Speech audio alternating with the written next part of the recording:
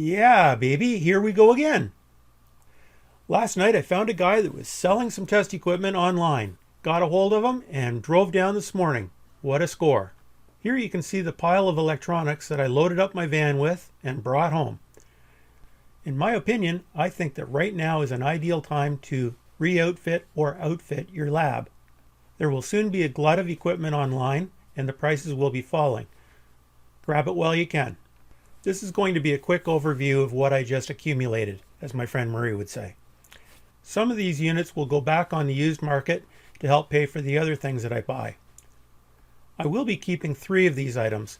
The function generator will be kept, and I will get rid of the other one that I purchased a while ago. The DMM will be replacing my Fluke 8010A digital meter, because this one has quite a few more features. The lab power supply will be replacing my old Stark power supply. So without more chatter, here we go. Okay, here's a little test on the scope. I'm injecting a sine wave. The sine wave is, if we take a look at this, 1, 2, 3.2 divisions. The time base is set at 0.2 milliseconds. 0.2 milliseconds times 3.2 divisions gives us 0.00064 milliseconds, which gives us about 1.5 kilohertz, or 1.562. We got a nice clean signal on the scope.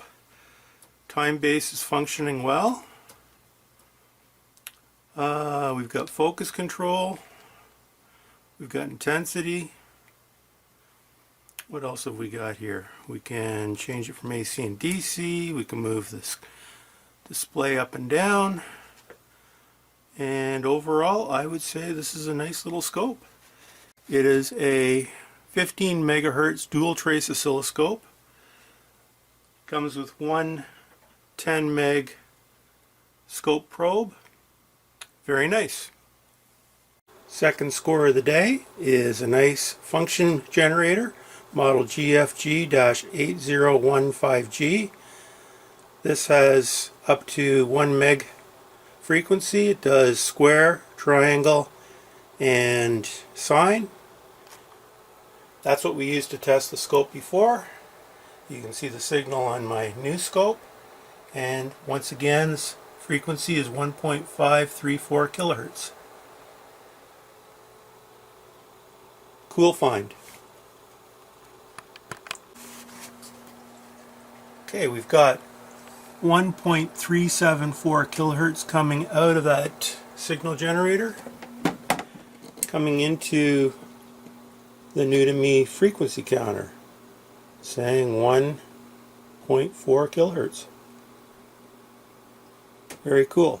This is a GW model GFC-8055F frequency counter. The next score is a double winner. We've got a GW laboratory DC power supply, GPR-3020,